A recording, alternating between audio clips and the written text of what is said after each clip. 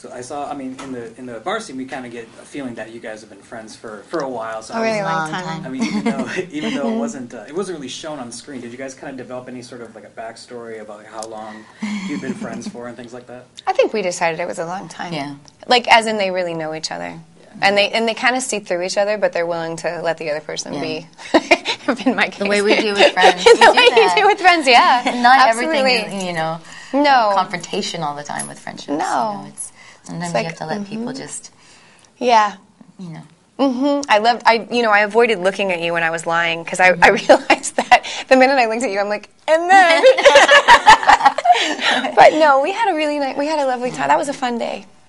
So, I mean, I read that you were actually shooting this while you were shooting V and Lost. I was, yes. How insane was that? It was really insane. And really fun. I think that when you're working like crazy like that, which has not happened very often in my life where I'm doing, I mean, that's unique. It was so fun because it felt like that's all I was doing was work. You know what I mean? Like that's where my life was. And it was fascinating. It was really fun.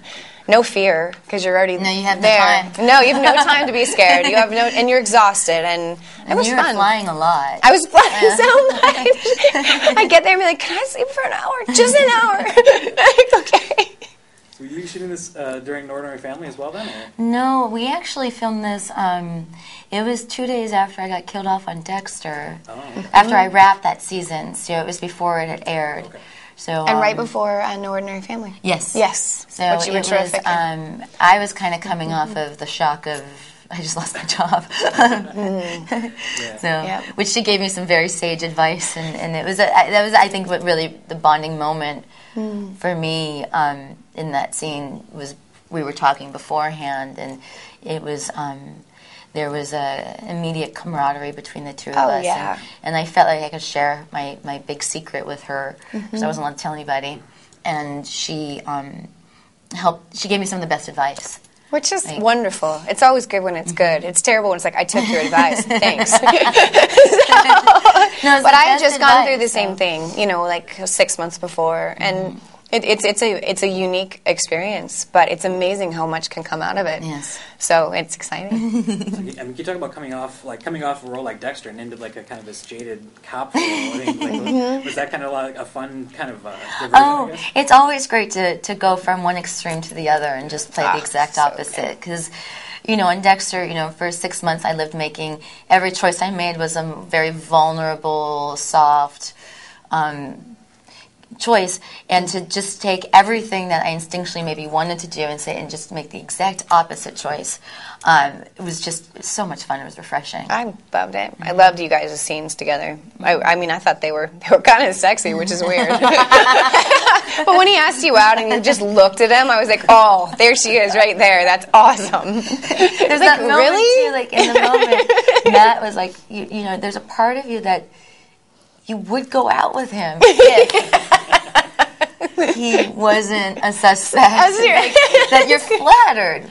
There's a whole backstory. You see that, though. You do. You see the whole thing in her face. I thought that was delightful. There was a whole backstory with my character that was taken out, where I'm divorced and I'm stalking my ex-husband, and I sit outside his office every day on the phone, phone calls with you, and you don't know this. I mean, because we're all kind of lying to each other, but I'm stalking him, I'm spying on him with binoculars and eating sandwiches. I spent days sitting in the car, binoculars, eating these awful sandwiches during these phone call scenes. And it was kind of the lovely part about Frankie was that, even though she's like good at her job, like her personal life is just a wreck. And so there was beautiful, that moment strong, good at her job. When he asked her out, where it was like, yeah. That's me out. You can see the gears are turning. You can. I can't. No, I loved it. They made me so happy. So, I mean, can you talk a bit about just like did you go like shooting in Los Angeles and like these different kind of parts? Did you like rediscover parts of the city or discover like parts and just shooting in the places you guys did? I wasn't outside much. I was in homes, and they were beautiful.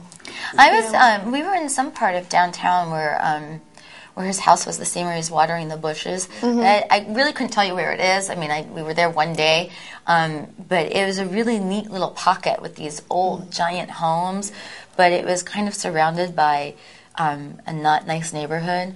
So it was really kind of interesting. Yeah.